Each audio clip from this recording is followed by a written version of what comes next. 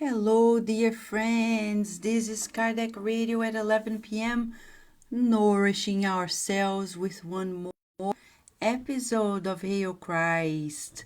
We are here to talk about a new chapter, a chapter that is so important for us, that may strengthen ourselves for immortality. Are you ready, dear friends? I understand that we are right now on earth living a very particular time, the time of the pandemic of the coronavirus. And the book Hail Christ also happens the description of the times also pertain to an epidemic, and also the plague. So it's very interesting for us to observe the synchronicity of it all and the lessons we can extract to make us feel stronger during this time. There is the materialistic way of living and there is the spiritual way of living. We are immortal spirits incarnated on earth temporarily. We are here for specific purposes: to learn, evolve, progress, to learn new things. Are we ready to learn new things? To redress previous mistakes, not repeating the same responses for old problems. And, as it says in the Spirit's book by Allan Kardec, also to fulfill a unique purpose that only God knows. What do you think, dear friends?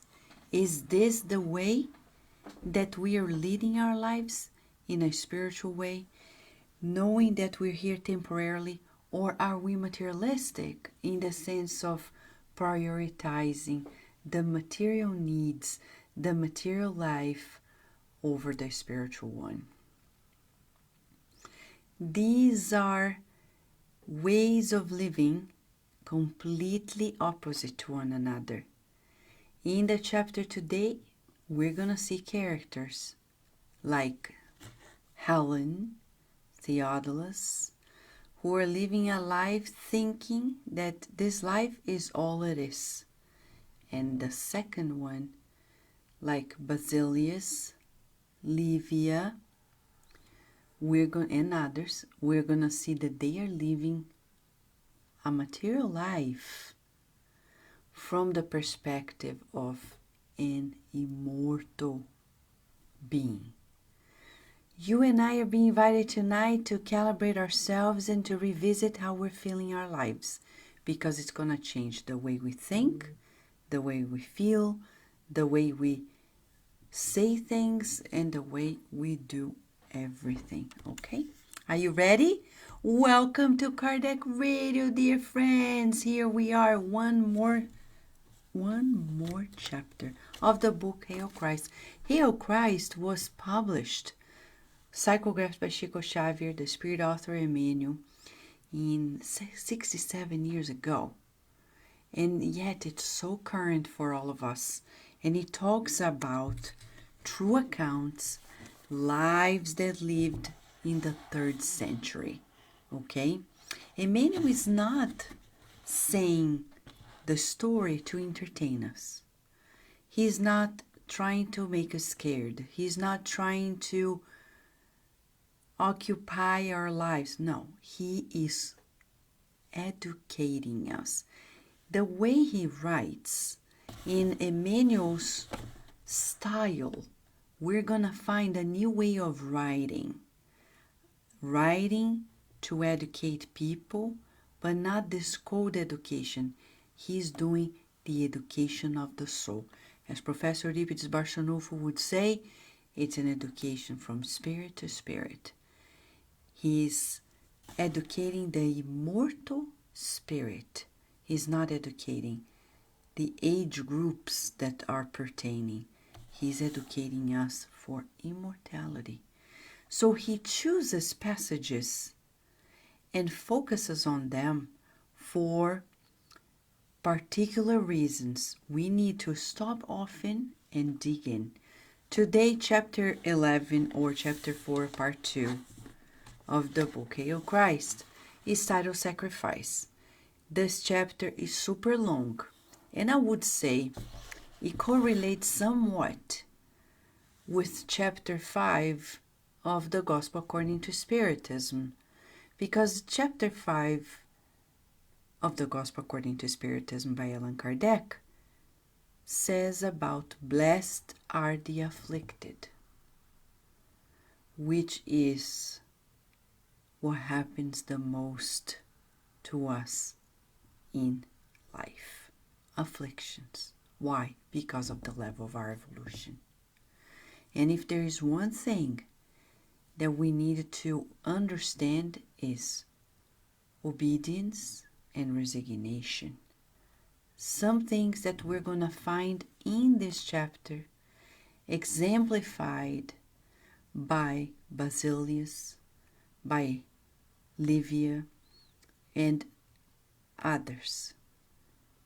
Something that we also need to exemplify. Right? I see beautiful friends here joining us. Welcome, dear friends, to Kardec Radio. What a joy to see you here. And let me just open up, okay, a little bit here, our page, to see you, so we can say hi. Okay, I see wonderful friends. Thank you, Carol Correa, Lea Severo, John De Rosa, Luni Coliello, Teresa Castro. Thank you so much, friends. Thank you, Lara Liboni. A big hug to you. Margot Malik. Hello, Margot. Hello, Sol Souls in Nara, Brazil. Jailton. Welcome. For those who I'm seeing here, a few of you who I see there are more people. Tissa Silva, right? It's funny because I see in one system, not on the other. Daisy Gallen, I can see here. And other friends, so welcome, friends. And if you have any question during this or a comment, feel free to write it out. After all, we're working together, studying together. But let's remember, these teachings are not only for the intellect. We need to feel them. Like Jesus said to Nicodemus, and it's reported in the book Good News by Brother X through Chico Xavier. When Nicodemus approached Jesus, he was a doctor of the law, and he asked the master, how come I've studied all my life, all the scriptures, and I've been searching for the kingdom of God, and yet I haven't found, and I know you are the Messiah, the promised one. I believe in you. Please tell me, what am I missing? And Jesus very firmly but kindly says, Nicodemus, it's not enough to know it, to know the scriptures. You forgot to feel them. And majority of us on earth have been forgetting to feel it.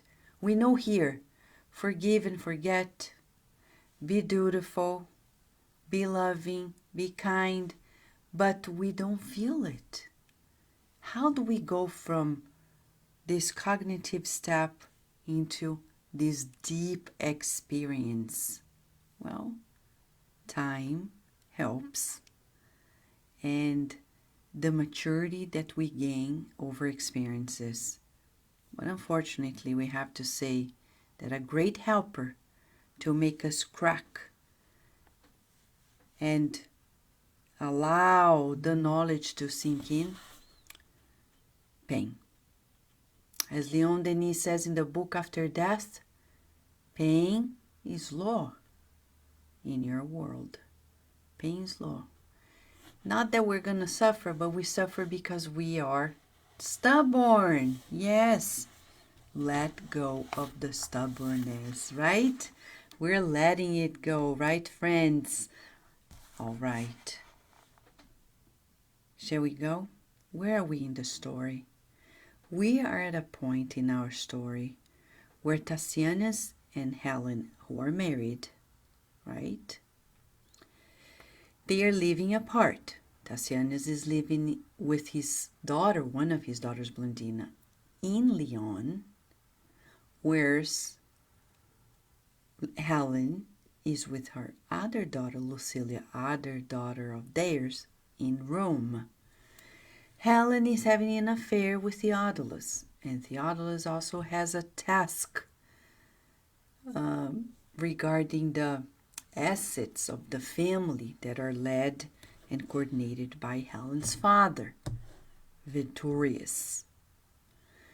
Helen gets to know through Theodulus that, and he slandered Tassianus, saying that Tassianus was probably having an affair with a woman named Livia. Livia is the adoptive daughter of Basilius. Basilius, in our story, is the reincarnation of Emmanuel. He is a tuner of instruments, and they are Christians. Tassianus doesn't care about that part, but he really has great affinity with Basilius and Livia. He falls in love with Livia. Livia loves him as well, but she's very respectful of the fact that she's married. Yes, Livia is married to a man named Volusianus, and who is not there, is traveling, gambling, but she respects her marriage, and Tassianus understands her position. They continue seeing each other daily because Livia is Blandina's teacher, but they're friends as well. Theodulus tells it all to Helen, and Helen is furious. Furious. Meanwhile, we're gonna learn that Helen is so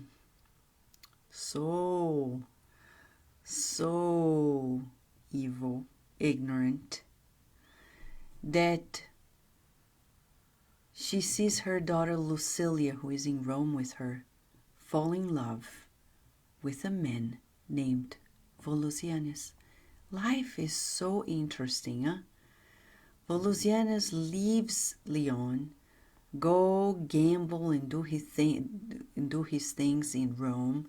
When he's there, he falls in love. He falls in love with Lucilia, who is Tassianus' daughter. He didn't know.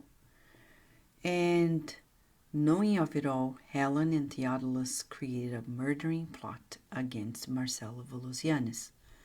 They succeed. He's poisoned, his body is thrown in the river Tiber, and they move on. Lucilia is sick. She was pregnant. She's sick. She's depressed. She recovers. She is supposed to get married to her uncle, believe it or not, Galba, who is of course, brother of her mother, Helen, just to keep the fortune, the wealth within the family. This is what we're talking about at the beginning of our program. We're talking about materialism.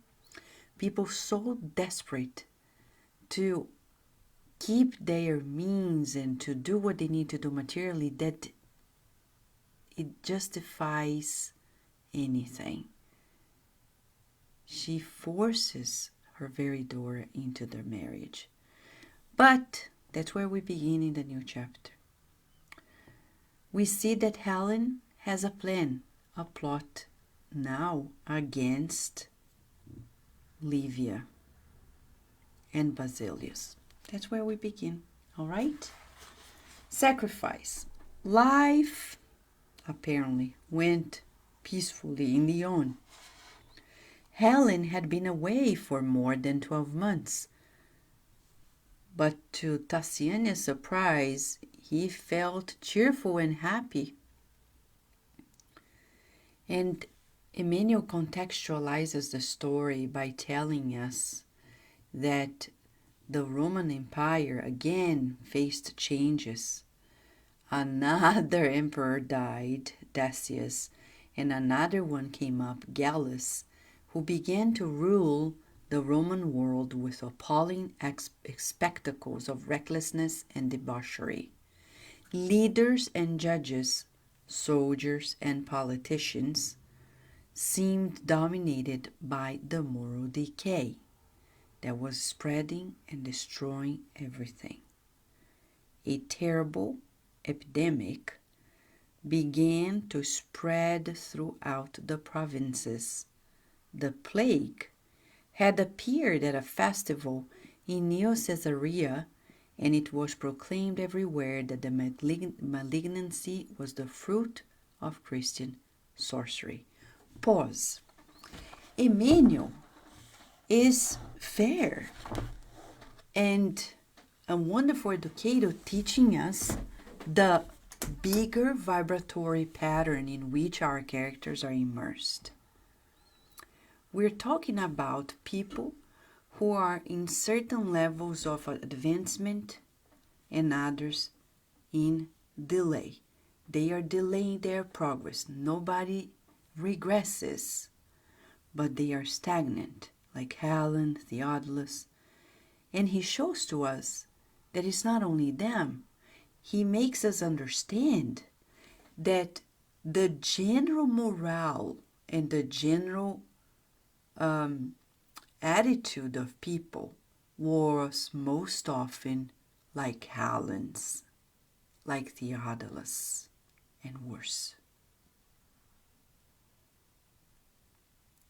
And not by chance, he stops and describes to us that a plague is going around, that an epidemic is going around, and he very easily correlates moral decay with the epidemic. Does it ring a bell in us? Hopefully, yes.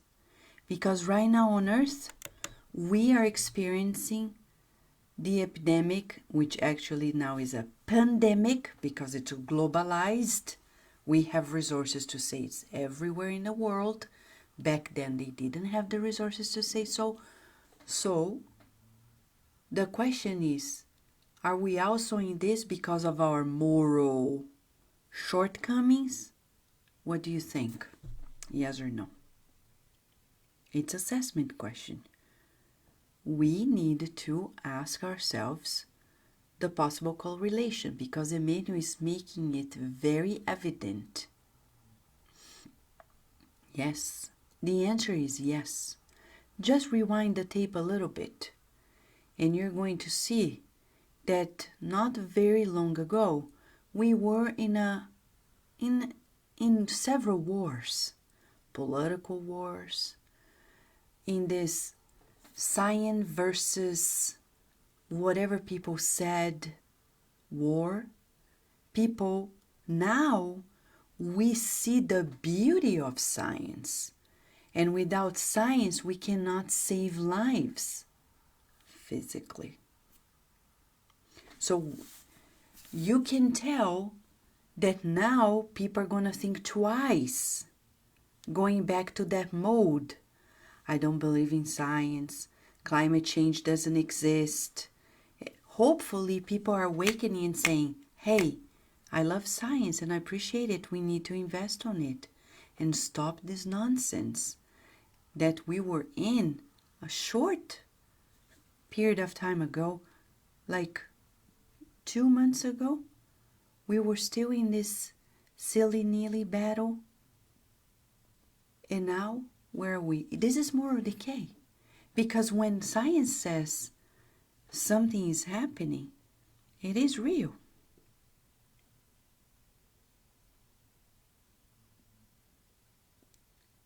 On the other hand, we see other types of battles. Not only wars from nation to nation, but even within religious circles. People abusing the credulity of people, and even in the Spiritist movement, we have been seeing, a certain stop in so many things that were going wrong. Now we cannot do events. And we need to think a million times, what have we been doing with the treasure that was given to us? Spiritism was given free of charge to you, to me, to all of us. No matter if you write a book from your very hands about any of this, you can't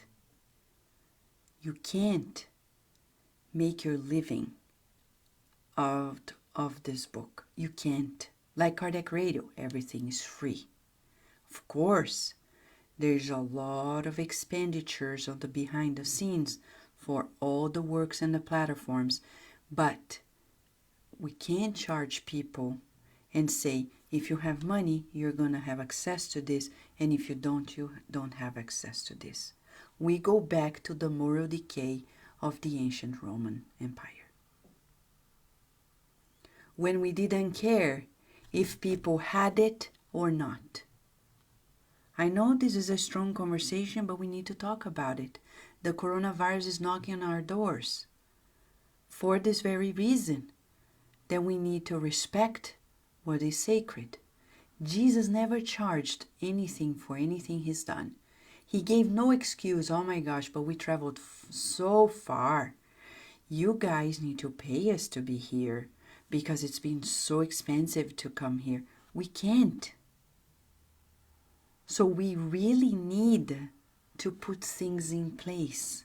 If one thing Emmanuel is teaching in this chapter is the correlation between what we produce with our moral delays, not only the decay, but the delays, because we never regress, but we decide to hinder progress. But progress is a law. We can't postpone it. We are not in a child game. This is not children's game. Life is very sacred, and we need to be very committed and devoted to it. So, right now, Emmanuel is teaching us this correlation between the terrible epidemic, the moral decay. Food for thought for us. And he says that the people who worshipped many gods, they made it so to say that the plague was due to the people who were following Jesus. So people started crowding the shrines, the temples, and they were even helping the people who were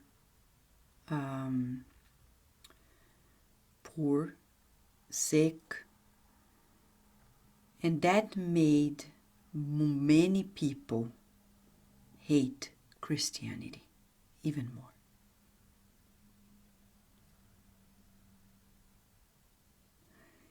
The persecution to the Christians just escalated, and for Tassianus himself, though he never changed his spiritual orientation, and he had the memory of his father who was Christian in great honor, inwardly he was pro the persecutions toward Christians. So he's showing to us that what was happening around Tassianus, Helen, and etc. also affected them and made them come up with decisions that pertain to our story. Okay?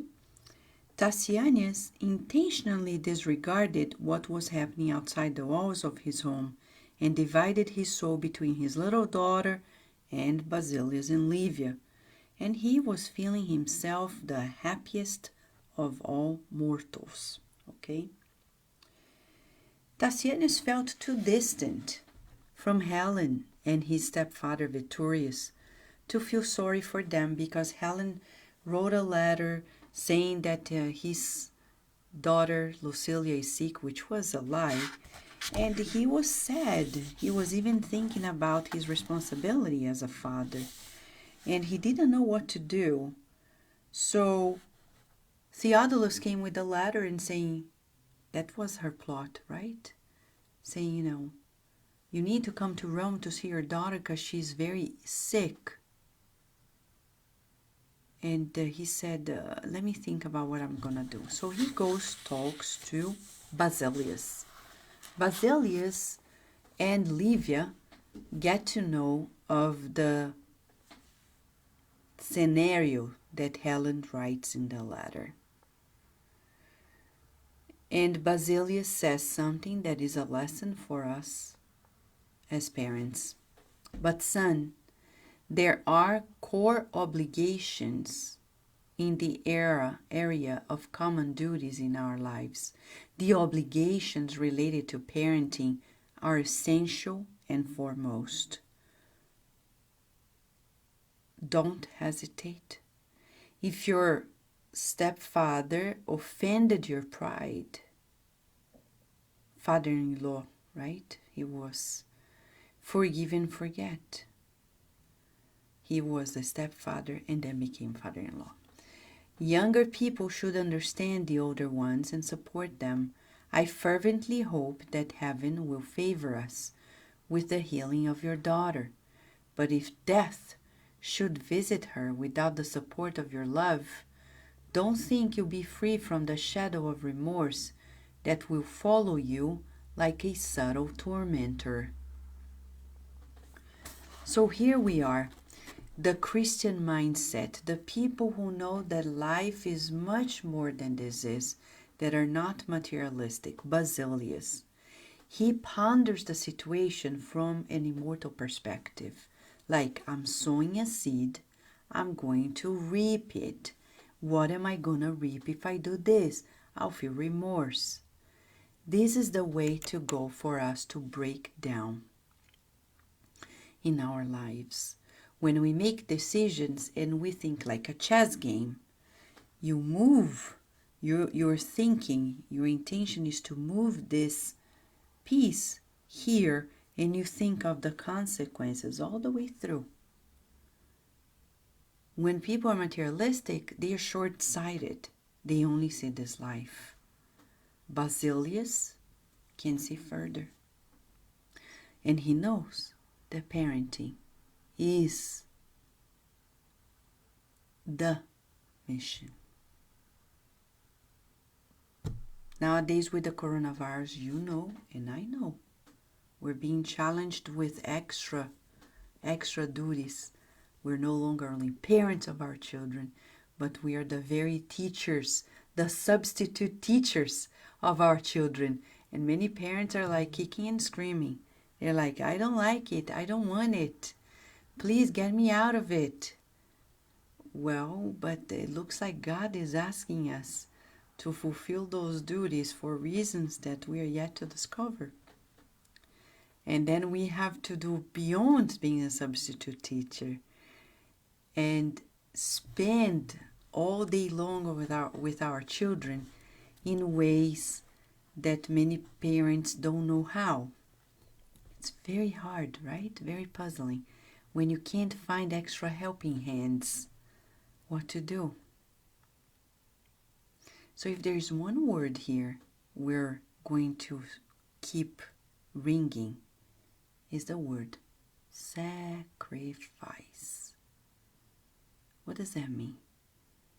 Basilius is teaching Tassianus what sacrifice is about. He says, look, in spite of your feelings towards your stepfather, who betrayed you and killed your father, you need to see your daughter. So forget your feelings and think of other people's feelings, in this case your daughter, or you will regret it. This is what we call sacrifice. We sacrifice our own interest to prioritize the interest of others. And when we talk about parent and children, make no mistake, our children's interest come first because they depend on us. That's the order of events. Well, the patrician didn't reply. He was immersed in the thoughts that possessed his undecided soul. And The old man shook his head because Livia then turned and tried to defend Tassianus and say, "But Dad, what if superior forces are inspiring Tassianus not to go there? What if he has an intuition not to go there?" The old man, Basilius, shook his head and replied, "Daughter, when it comes to doing what is right, I think we have to follow it through to the end. Even if wickedness tears us to shreds, even if ignorance betrays us, I believe that duty demands our personal effort in the smallest aspects of our lives." Duty demands our personal effort in the smallest aspects of our lives. This chapter is described as in the title sacrifice, because when we do this exercise, leaving the realm of our needs to prioritize the needs of others, it requires sacrifice of our own needs. And we can only do this in a dutiful mindset. 2 references to study more about duty. Thought in Life. There is a chapter titled Duty. And it says here, chapter 21. And I will quote because that's one of the main parts of this chapter. Duty. Duty is defined as submission to certain principles established by divine wisdom. Without discipline, there can be no security. There are many parts in this chapter that are very, very, very important. And he says here, duty is when we fulfill these tasks in spite of our inner needs. We prioritize the others, our sense of the collective. But who is raised with that mindset? Were you raised like this? Let's feel the scripture. Were you raised like this, prioritizing the bigger context? Or are we the ones who were raised with parents who were always pushing us, do what you want, protect yourself, don't let people kick and hurt you, and do what you gotta do, meaning you come first. And that's why we're suffering, because we can't think we come first. We can't think that we're the center of attention. We can't live our lives thinking that people are here to serve us. And that's why we're suffering in the world, because we want to be served. We don't want to serve. Duty is about that sense of being submitted to the laws of God. But we want to make our own laws. I would say in a certain way, as Mentor Joseph explains to us often, we're still very much outlaws in life, because we often create our own laws, and we often do not comply with God's laws. That's why we suffer. We suffer because we want to dodge the loss. We want to say, that's the way I am, and swallow it. Open a parenthesis here, because you may think that if you're living under a situation in which you are abused, you need to put up with that. No. No. Look at the book Renunciation. Talks about sacrifice of the ego, right? Alcyone, she loves Carlos, but she understands that Carlos is not ready for her. They are free to get married, But she said no. Why? Because she feels she has to fulfill her duties as a daughter to her mother. How can we merge into another family, create another family, and not fulfill that duty? We need to balance it out. So we are talking about fulfilling our duties for the commitments that we have acquired. Right? In this case, he is the father of Lucilia. He can't escape. So, conclusion. After dialogue, he decides he has to go. It was hard because Livia, when she saw Tassianus with his arm around his daughter Blandina disappearing in the shadows of the nearby trees, she felt this irrepressible anguish choked her heart, as if she were being condemned to be away from them forever and never see them again. Days passed amid longings and hopes in Lyon. And to everyone's surprise, Helen comes to Lyon with her daughter and brother, accompanied by Anacleta and a small group of servants. Surprising, huh? She wrote a letter saying that she was in Rome, needed a husband there, and then she comes to Lyon. People were puzzled. Basilius and Livia puzzled. Lucilia actually was almost recovered, and her uncle, future husband, was showering her with attentions. Interesting. Again, our dear Emmanuel is showing to us that there is a context behind it all.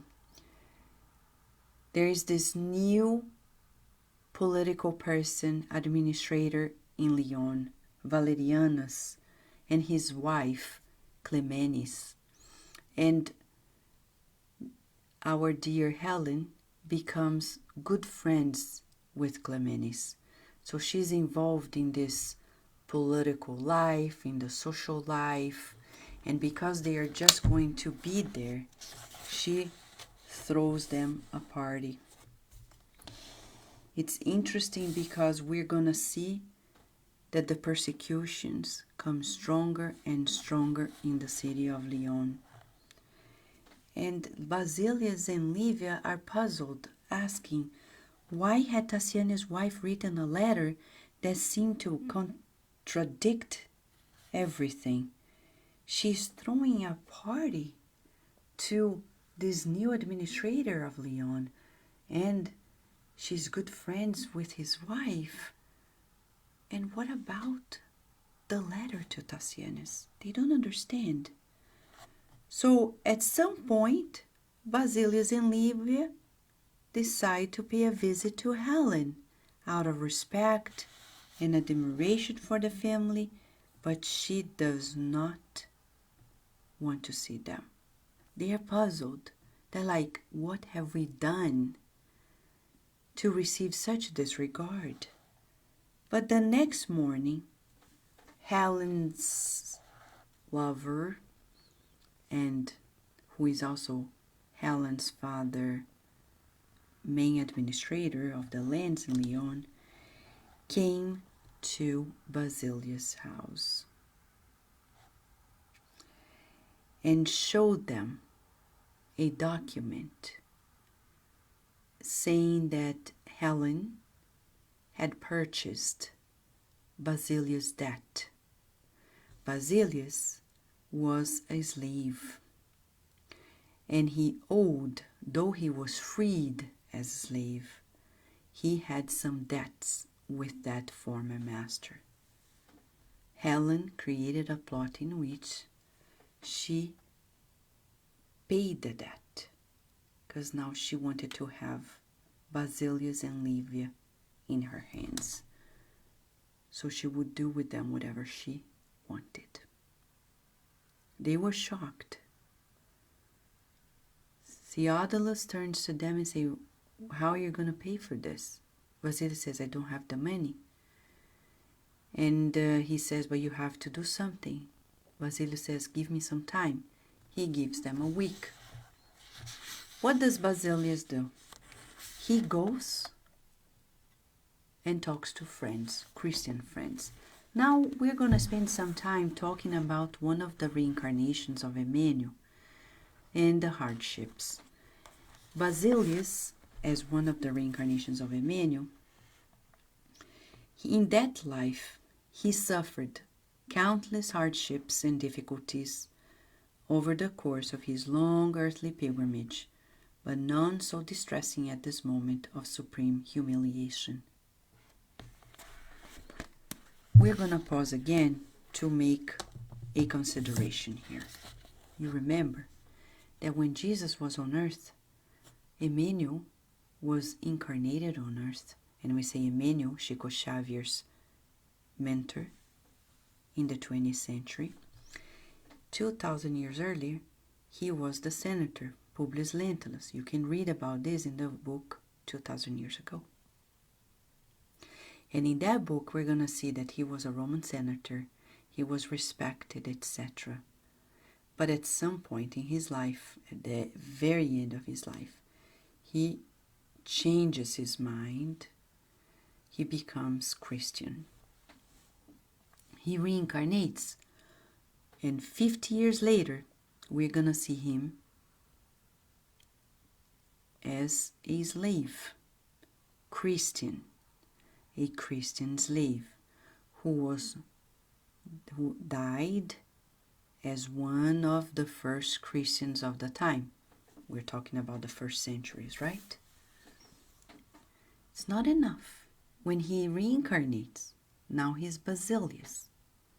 He was born in Rome, of Greek parents, but he becomes Christian. If you think that that life of sacrifice as a slave was enough to evolve the sacrifices that he did, he would never do that again, he would never suffer again, wrong. You see how linear we think about life? Basilius now spends his whole life doing the right, following the teachings of the Christ. And you may think, but wasn't that suffering enough in that former life as a slave? Because many of us are like this. We become spiritists. And we start, and people are like this. They become spiritists. They stop drinking alcohol because they want to. They realize the consequences. They stop doing many things. And we expect, oh, life now should be so beautiful. But then they don't see it coming. And they see like, that's a mismatch. I thought that when I renounced these things, I would live in heaven. And then when we don't, and we continue suffering, sometimes even more than other people, we're puzzled. That's a linear thinking. Because we have just awakened. Emmanuel, after centuries of misdeeds, he started a new legacy of the right. But it takes time to repair. We're talking about expiations, reparations. It's like when you destroy something, you have to take care of what you destroyed to build again, and the consequences of the destruction. So we're talking about many experiences that are needed to feel what we have made others feel, expiations, and lives in which we're going to have hard work repairing, repairing, repairing, repairing. Right now, the pandemic is knocking on our door. But what have I done wrong? In this life, we probably will find something. But if we don't, in previous lives. Observe ourselves and we can observe that we have participated in the building of the current state, the status of the earth, with our own moral shortcomings, our own selfishness. And it's going to take time for us to come to terms with it all. This reincarnation is not going to suffice. This reincarnation is one of others that we will need. But one thing is important. If we apply ourselves in this reincarnation, we're going to save headaches for future reincarnations. Because as the Spirit said in the Spirit's book to Kardec, the good that is left undone is our responsibility, becomes evil, and that's our responsibility. So if you need to help at home and you don't, if you need to help and assist people and you don't, and if I do that too, the consequences of it all will be our responsibility as well. And by saying so, it means that we'll have to repair and repair and repair and repair. So for the people out there who know all of this knowledge of all these books, all, and they're still like washing their hands like, oh, people don't understand Spiritism. I can't talk about Spiritism with anyone. Only in Brazil they understand it, so that's why I have to talk in Spiritism in Portuguese. The good that is left undone, because people don't want to share these teachings with the people of the world who need the most, they will be responsible for the consequences of it all. Parable of the talents retold in the book Among Brothers of Other Lands. When Chico Xavier and the medium Valdo Vieira were visiting the United States in 1965 and 1966, when they were here visiting Washington, D.C., New York, California, Maryland, and other places, North Carolina, of course, and England, they had a group of spirits that were helping them, protecting them, amongst them Brother X, Emmanuel, Andre Luis, and others. And you see in that book, Among Brothers of Other Lands, the compilation of what they've experienced in this trip. All the messages there come from this experience.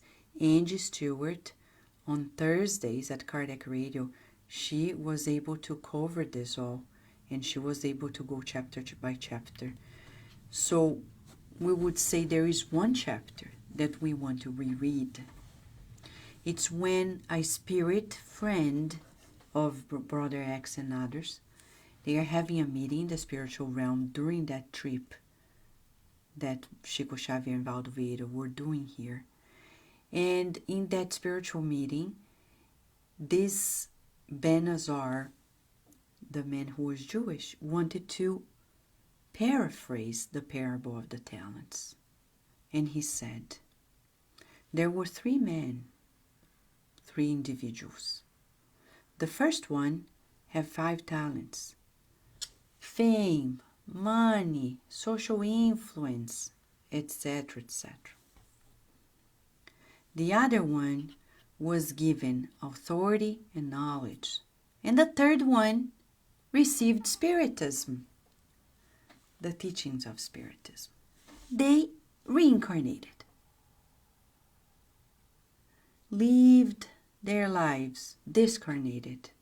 When they discarnated, they came to talk to the Lord of Life, what they've done with the talents they were given. So the first one came spontaneously and said, Lord, you know, I was given by you money, fame, and social influence, and this and that and the other. And I tell you, I'm sorry, because I could have done more. I should have been less selfish. But at least I built cities. At least I built this and I did that. And 5 things were multiplied from those 5 resources. The Lord of Life turns to that one and says, wonderful, dear child. Don't worry. You're going to be reborn yet again. And now amongst those whom you loved, so you can be given all these resources again to finish what you haven't finished. The second individual comes, the one that was given knowledge and authority, and says, spontaneously, Lord, I have to say, I'm sorry because you gave me knowledge and authority, and I was sometimes so arrogant, thinking that I knew more than other people. Sometimes I thought that I was better than people who were not in the positions that I were, but at least I created schools, I invented this, and I made people fulfill that. So of these 2 things, I created the other things. The Lord of Life turned to this individual and said, come here, my dear child. Good job. I understand you. Don't worry. You're going to reincarnate to finish it. And you're going to reincarnate amongst people who love you so you can finish what you have to do. Go back with the resources you were given at hand.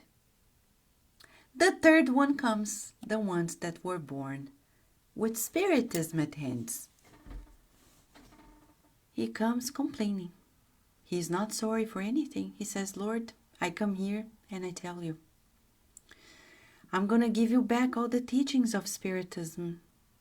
You know why? Because what you were giving me, I couldn't do anything. People didn't understand about Spiritism.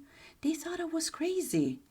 I couldn't even spread it. I had to read the books in my house because people didn't understand what I was talking about. So, you know, and to them, you give all these things, and to me, you only give Spiritism. What can I do with it? The Lord of Life turns to this man and says, bad boy. I'm not going to say bad girl. Though in this book we talk about Helen, she's the bad girl. But bad boy, you didn't fulfill my will. You are now going to reincarnate in worst conditions. In worst. Because you didn't value the greatest treasure.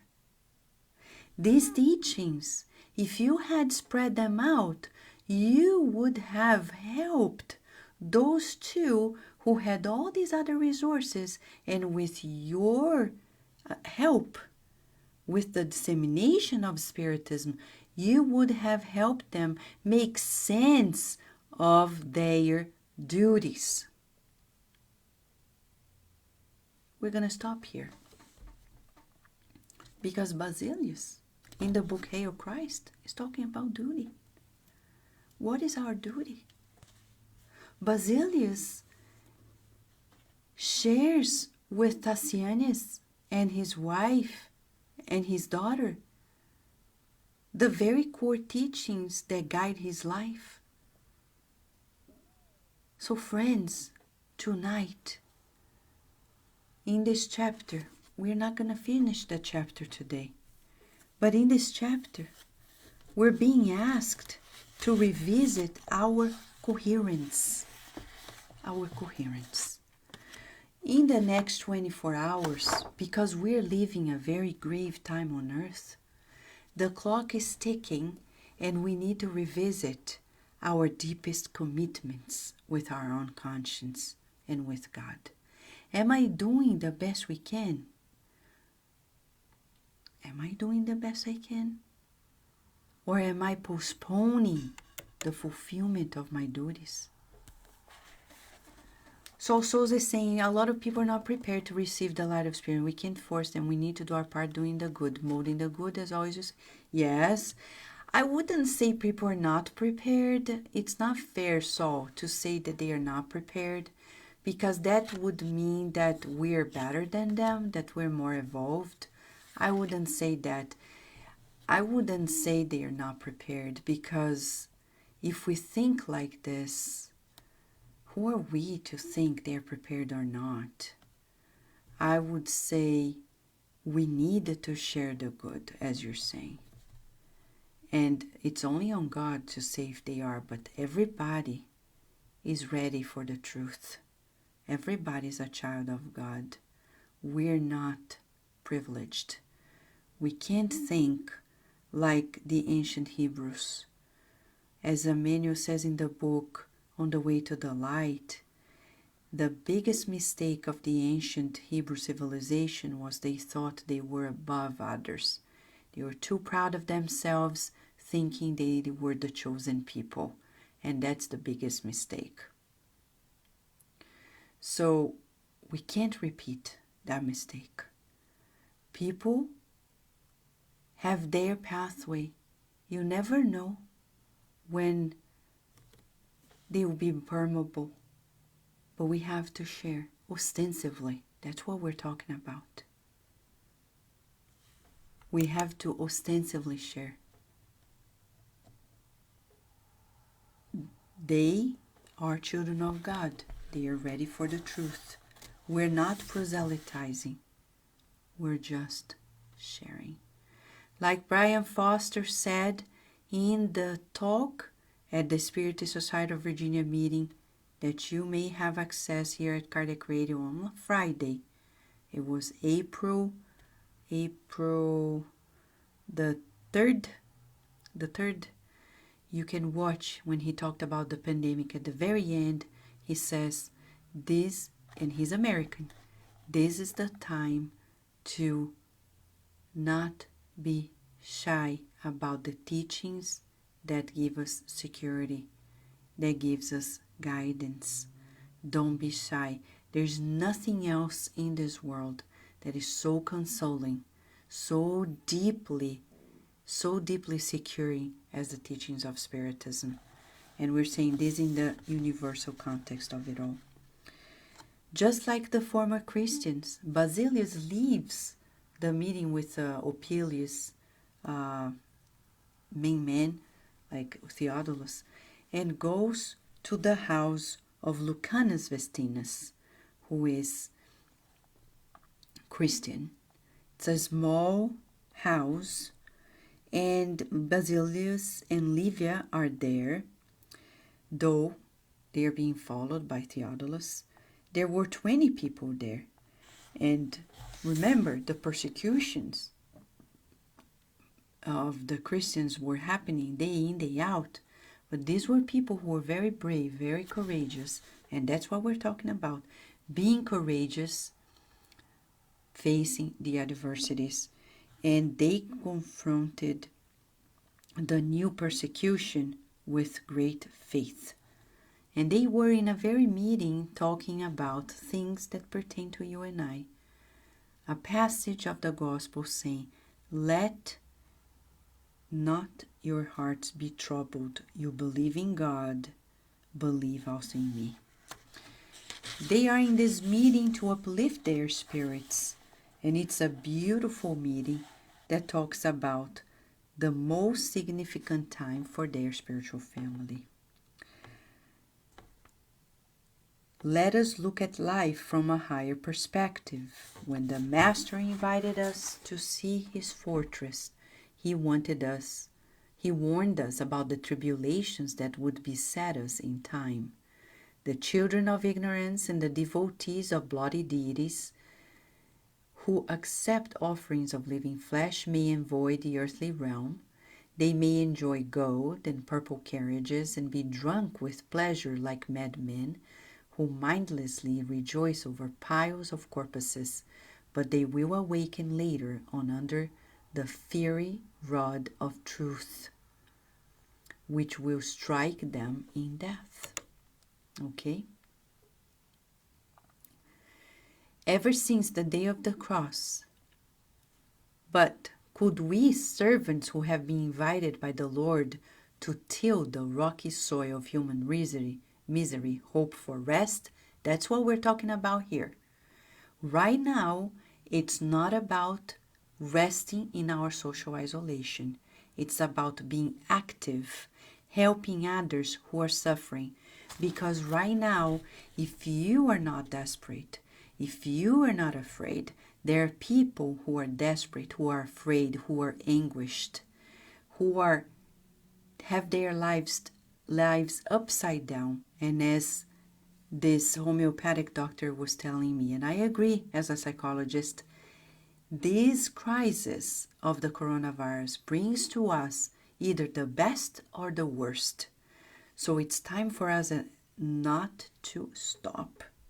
We need to be active in sharing the teachings to sustain people, because right now many people don't have anything to hold on to because they were always worshiping the gods of material life, just like ancient Romans. And that's what John LaRose is saying. It's about planting the seed of Spiritism in your social media, in your conversations with people. They call you and you share the words of hope and faith. When they say, but did you hear the statistics? Oh my gosh. Look, let's trust in God. We need to understand what this is all about. Let's think of the people who are weaker than us and what do they need from us instead of thinking of ourselves alone. Right, Melissa Deline? Thank you for being with us. And he says, ever since the day the cross was set up on Calvary for the heavenly messenger, no other path to resurrection has been reserved for us. Before Christ came, the barbarian gods possessed the world. With Jesus, however, we're called to build the glorious kingdom of the Spirit. Heaven has come down to us. So do you understand? We're here to help build this new era. And that's what we're talking about. We can't be passive. I'm not going to do it because people don't understand. No, I will do it, certain that in the hearts of people, they need it. I'm sorry if we extended a few minutes from our program today, but in the urgency of the times, which are so matching with this first part of this chapter, we're being called to calibrate ourselves. We're co-responsible for everything that is happening in a way, all of us, because we have created it somewhat, or we wouldn't be here now. So what can we do to counterbalance and minimize these effects? I would say, think of the people who are suffering more than we are. And I'll read just one more sentence. As long as there is the cry of a suffering child on earth, the Lord's work will impel us to service and selflessness. Period. That's what Mentor Joseph says all the time. Vanessa, focus on the people who are suffering. Don't focus on the people who don't want to hear. And whomever is suffering is open, permeable for the truth. Because they are tired. They are weary. And that's why we're here.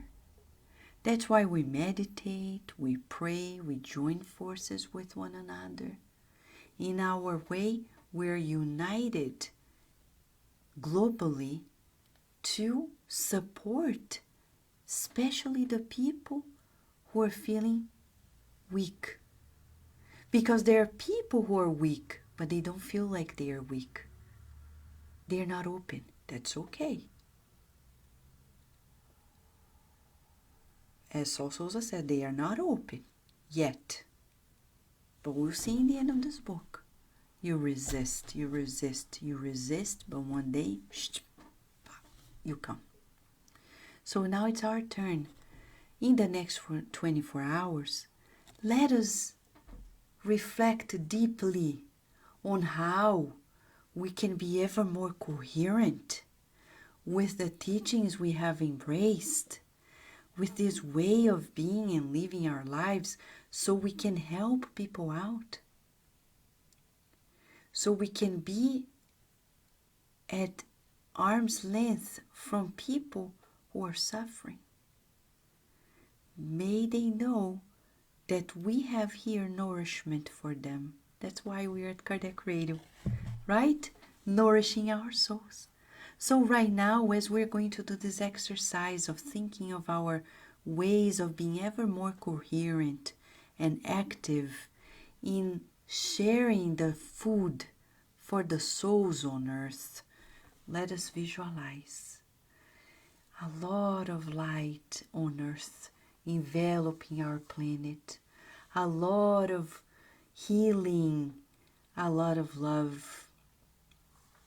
Dear God, we thank you for these moments together and for the opportunity of feeling the waves of healing enveloping our planet Earth, enveloping our dear blue planet and all of its inhabitants in beautiful vibrations of love. Because after all we need is your love, not this vain love, this love that makes us tired, but the love that is everlasting, that is deeply nourishing. And we thank you for bringing us together in these moments of reflection, in these moments of togetherness, making us feel deeply loved by one another and by you. May all of our homes receive these showers of healing light. And may we be strengthened in our coherence to spread the good news in actions, thoughts, feelings, and if needed, words as well. May we be your instruments of love, of your love, divine, sacred, supremely powerful, today and always, and so be it.